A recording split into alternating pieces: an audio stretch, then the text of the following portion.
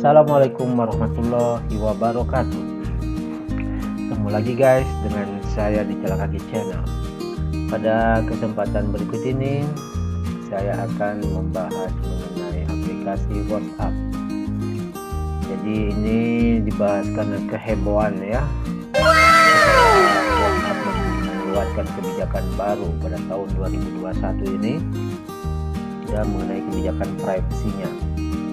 Mungkin di antara teman-teman pengguna WhatsApp itu ada pemberitahuan ya, ketika kita masuk ke WhatsApp kita disodorkan dengan pertanyaan untuk menyetujui kebijakan baru itu ya. Kita tunggu saja perkembangannya gimana ke depannya, karena dari kegelisahan ya pengguna WhatsApp tersebut ada beberapa hal yang perlu diketahui. Sebenarnya apa sih yang menyebabkan orang itu jadi gelisah ya, atau jadi takut gitu ya, kalau seandainya mengikuti kebijakan privasi baru dari WhatsApp.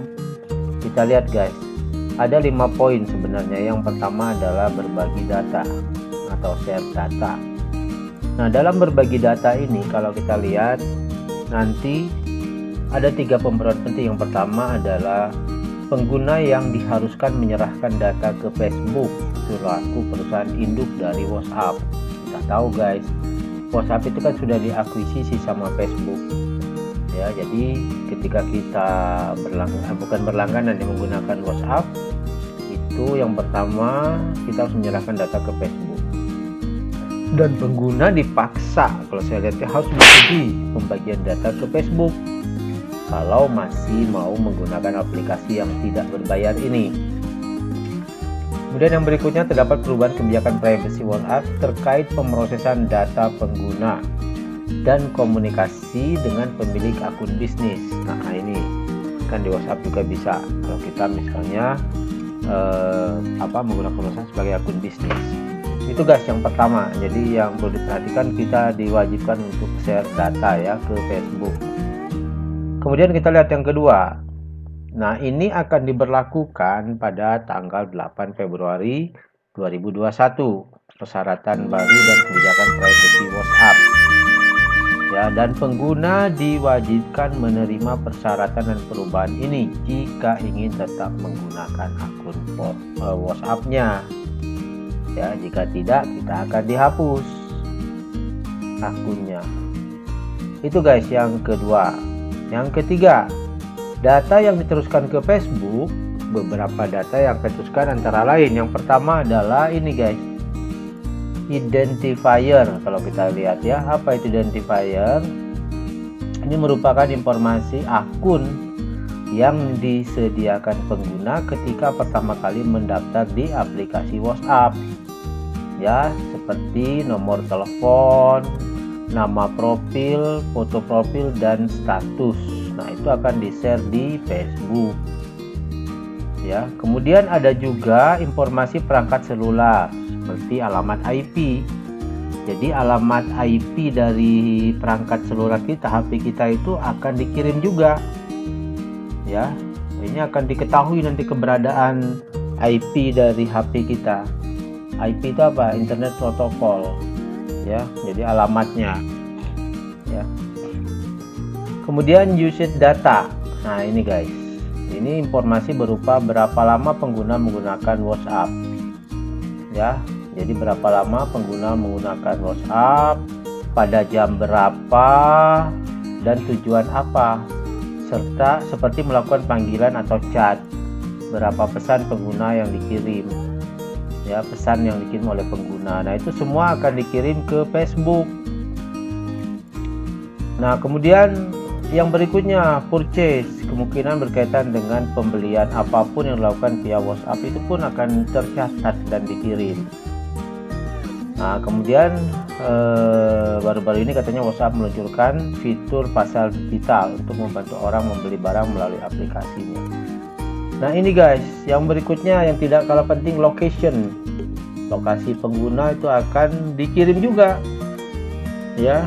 Jadi keberadaan kita dimanapun berada itu akan diketahui ya. Kemudian user content, pesan atau isi ya, walaupun kita tahu katanya tetap dienkripsi ya dengan end to end. Apa itu enkripsi end to end? Jadi pesan yang kita kirim itu disandikan dulu supaya tidak gampang untuk diintercept ya, dibaca orang lain gitu, karena dia dienkripsi, dan itu masih diberlakukan katanya di kebijakan baru ya, sehingga tidak segampang itu orang untuk melihat. Kemudian kalau kita lihat diagnostik data guys, yang dikumpulkan WhatsApp terkait dengan kondisi lalu lintas jaringan di aplikasinya, itu pun akan dikirim. Jadi lalu lintas data yang digunakan oleh perangkat kita. Kemudian kontak info, nah ini yang sangat krusial nih guys, semua kontak yang ada di ponsel akan dikirim ya, bahaya juga itu kan, semua kontaknya akan dikirim, disedot datanya. Kemudian financial info berkaitan dengan pembayaran ya saat pengguna menggunakan WhatsApp Pay ya. Kemudian poin keempat apa guys ya, setelah poin ketiga ini kita lihat itu banyak sekali hal-hal yang sangat penting ya, walaupun kita nggak tahu sebelumnya ya apakah sudah di share atau belum ya. Kemudian yang keempat, data terbatas ya, pada 2016 sebenarnya data udah di share, tapi kata WhatsApp terbatas ya, kita nggak tahu terbatas apa enggaknya ya, karena itu kan urusan back end mereka ya gitu. Yang pasti sebenarnya kalau si penyedia sih dia bisa nyedot semua data, mau dipublish, mau dikasih tahu atau tidak mereka bisa sebenarnya, cuman kan ada yang legal ada yang ilegal. Nah ini sepertinya dia mau dilegalkan, makanya memberikan kebijakan baru supaya tidak ada tuntutan dari pengguna ya. Dalam kebijakan terbaru tidak ada perubahan mengenai infrastruktur back-end. Nah katanya tidak ada perubahan. Pembaruan pada awal tahun 2021 menekankan pada perpesanan WhatsApp Business yang saat ini dapat menggunakan infrastruktur hosting Facebook untuk percakapan WhatsApp. Hal ini mengartikan percakapan yang terjadi pada akun bisnis akan disimpan di server Facebook. Meski begitu, pengguna masih diberikan kebebasan untuk memilih apakah ingin berinteraksi dengan akun bisnis tersebut atau tidak. Nah ini katanya guys yang ditekankan pada pembaruan 2021 ini. Tapi kan pengguna kan nggak tahu ya, yang poin 3 tadi cukup krusial sebenarnya guys.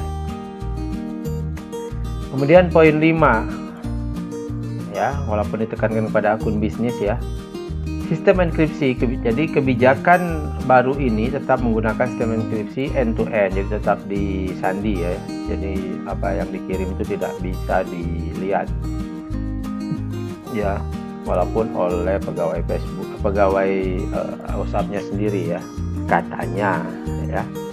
Tapi kan mereka yang buat ya pasti mereka punya, ada enkripsi ada dekripsi namanya ya. Jadi enkripsi itu adalah menyandikan, kalau dia tahu kata kunci enkripsinya ya atau teknik enkripsinya pasti bisa didekripsi ya, bisa dipecahkan kodenya, artinya bisa dibaca itu ya. Itu kan sebenarnya proses pengamanan suatu informasi, membuat informasi tersebut tidak dapat dibaca atau tanpa bantuan pengetahuan khusus. Iya, kalau yang punya pengetahuan ya pasti bisa. Data pesan teks maupun suara akan diacak oleh algoritma WhatsApp setelah dikirim dan sebelum dibuka, sehingga data tersebut secara berjalan di antara pengirim dan penerima secara acak. Iya. Tapi karena ini semua kan buatan manusia, algoritma itu kan sebenarnya langkah-langkah logik aja untuk berpikir ya, mengenkripsi. Tapi kalau orang bisa ya bisa juga terpecahkan ya, algoritmanya seperti apa, enkripsinya, oh dia bisa bikin dekripsinya, membalik. Enkripsi menyandikan, dekripsi ya di deskripsi ya dikembalikan ke semula. Gitu guys ya, 5 poin yang penting ya yang perlu diketahui mengenai kebijakan baru dari WhatsApp yang katanya mengkhawatirkan gitu. Tapi info terbaru ini udah keluar nih guys. WhatsApp memutuskan untuk memberikan perpanjangan waktu untuk pengguna meninjau dan menerima pembaruan ini hingga tanggal 15 Mei 2021. Jadi pada tanggal 8 Februari nanti tidak akan ada akun yang dihapus walaupun tidak menerima kebijakan dari WhatsApp. Itu guys, jadi diperpanjang sampai 15 Mei dan kita nggak tahu juga nanti 15 Mei ini gimana, apakah tetap akan diterapkan kebijakannya atau gimana ya.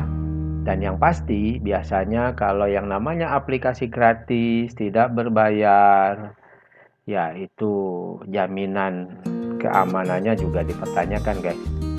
Jangankan yang tidak berbayar, yang berbayar pun juga sama sebenarnya. Garing!